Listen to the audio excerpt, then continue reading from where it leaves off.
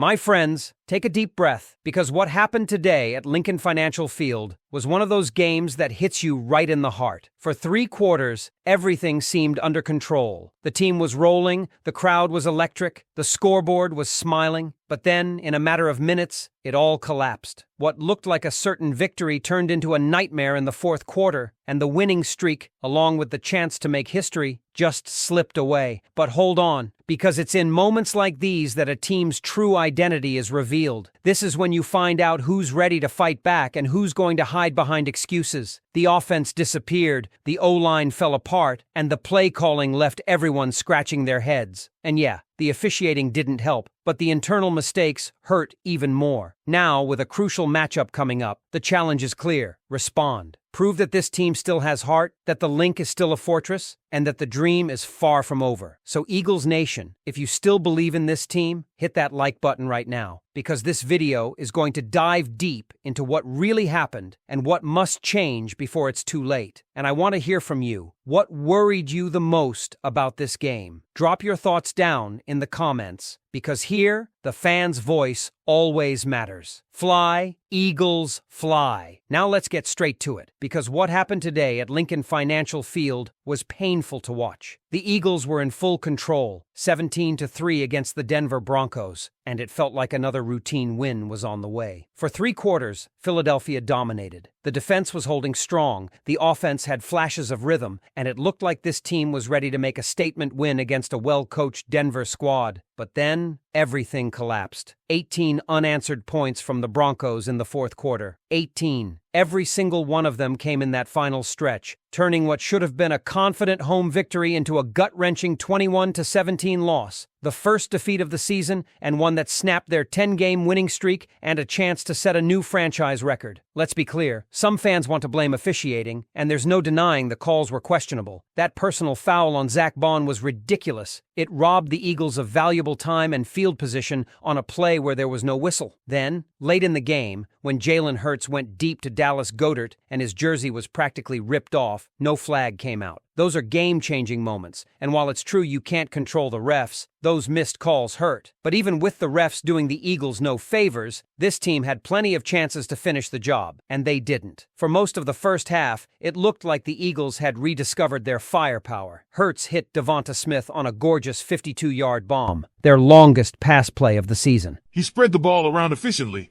connecting with both A.J. Brown and Dallas Goedert to keep the Broncos' top-tier defense on its heels. The highlight came on the opening drive of the second half, a perfectly executed route to Saquon Barkley, who burned linebacker Alex Singleton for a 47-yard touchdown. It was the kind of explosive play that makes you believe this offense can be elite again. At that point, Philadelphia was up 17-3 and cruising. The energy at the Link was electric, and then, silence. The offense completely flatlined. After that Barkley touchdown, the drives went punt, punt, punt, punt, and finally, a last desperate heave into the end zone that fell incomplete. 14 plays in a row produced just 3 total yards. 3! That's not just a slump, that's a meltdown. The offensive rhythm evaporated. The O-line, once the heartbeat of this franchise, gave up 6 sacks. 6! Saquon Barkley, after showing that explosive burst early on, had just 1 carry in the entire second half. How does that even happen when you're trying to protect a lead and establish balance? This game exposed what many of us have feared for weeks. The offensive line is not the same unit it used to be. The chemistry, the protection, the run blocking, all of it looks off. Landon Dickerson went down with an ankle injury and hasn't looked healthy all season. Brett Toth stepped in and struggled badly against Denver's front, which features beasts like Nick Benito and Jonathan Cooper. It's hard to build momentum when your trenches are crumbling. Hurts did his best under constant pressure, finishing 23 of 38 for 280 yards and 2 touchdowns with no picks, solid numbers on paper,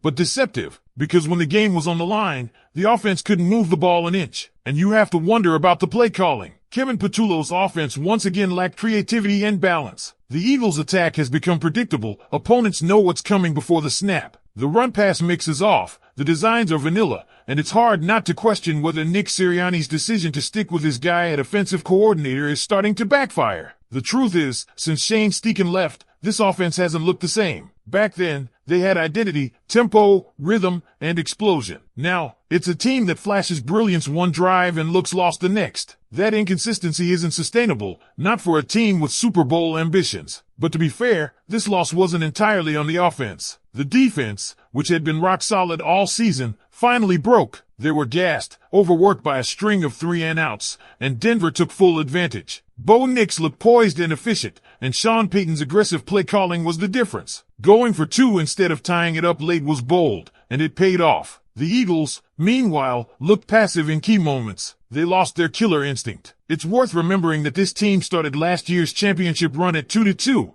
and they're sitting at 4-1 now. So yes, the sky isn't falling, but cracks are showing, and they're getting wider. The offensive line is a problem. The run game is missing. The coordination feels disconnected, and with a short week ahead before facing the Giants, there's no time to mope. Thursday night could be the defining moment, either a bounce-back game that resets the tone or the start of a troubling slide. So here's what I want to know from you, the fans. After watching the Eagles collapse like this, where's your confidence level right now? Are you starting to get concerned, or do you still believe this team can fix things and fight its way back to Super Bowl form? Because let's be honest, this one felt different. This wasn't a random off day or a fluke. It was a wake-up call. You could feel the frustration boiling over on the sidelines, the confusion in the huddle, the exhaustion on the defensive front. This was a game the Eagles should have put away, a game that would have reinforced their dominance, and instead, it exposed every weakness they've been trying to hide for weeks. The offense can't sustain drives, the line can't protect Hurts consistently, and the once fearsome run game has turned into a non-factor. And this brings us back to the man in charge, Nick Sirianni. It's time to have a real conversation about him. We've praised his leadership, his ability to build culture, his chemistry with the locker room. Those things are still true, but his fingerprints are all over this offensive inconsistency. When he gave up play-calling duties in 2021 and Shane Steichen took over, everything clicked. The Eagles became the most balanced offense in football. Then Steichen left, and since then it's been a revolving door at offensive coordinator, Brian Johnson,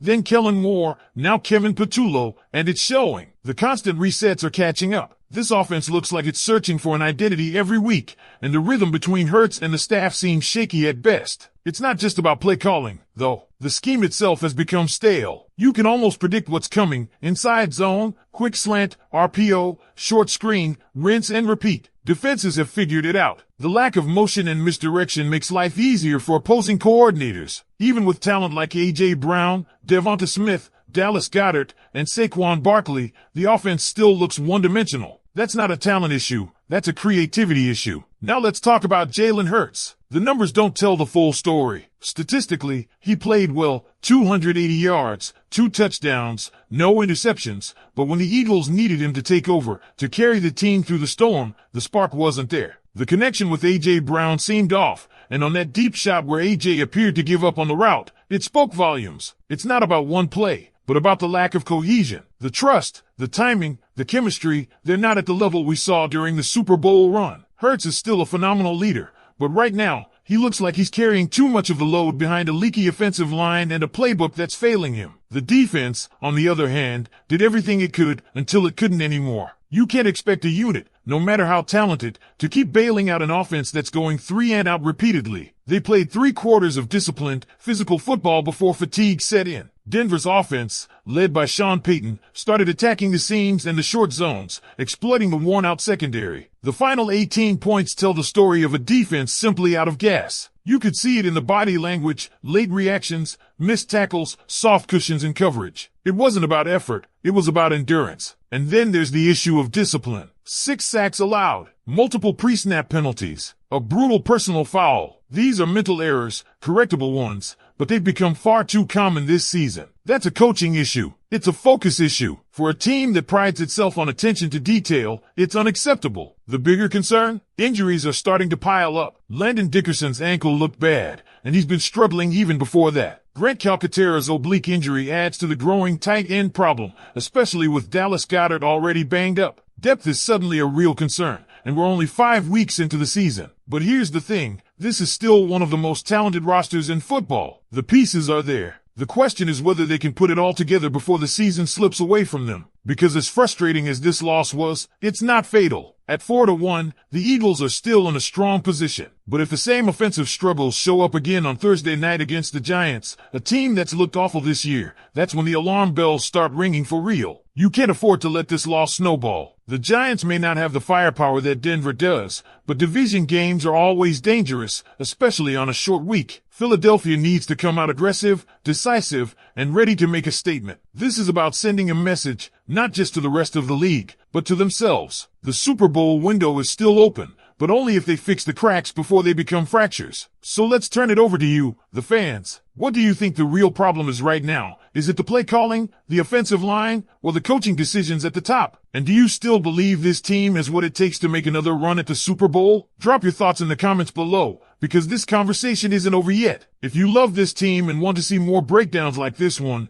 make sure you hit that subscribe button, drop a like, and stay tuned. We've got more exclusive Eagles coverage coming your way right here. Go Birds! We'll see you in the next video. Because the truth is, this team is standing at a crossroads right now. What happens next will define their season, maybe even their future under Nick Sirianni. You can tell the locker room still believes. Players have said all the right things post-game, but you can feel the frustration creeping in. Veterans like Jason Kelce and A.J. Brown have been through wars before, but this group looks like it's searching for that same fire, that hunger that carried them through the Super Bowl run. And that's what makes this loss sting so much. The Eagles weren't outclassed. They beat themselves. They were up by 2 scores, at home, with momentum, and they let it slip away. That's not about talent. That's about execution and mental sharpness. You can fix a blown coverage or a missed block, but fixing focus? That takes leadership. That starts with Sirianni, Hurts, and the veterans setting the tone this week at practice. You can bet this team is going to come out angry on Thursday night. The question is, will that anger turn into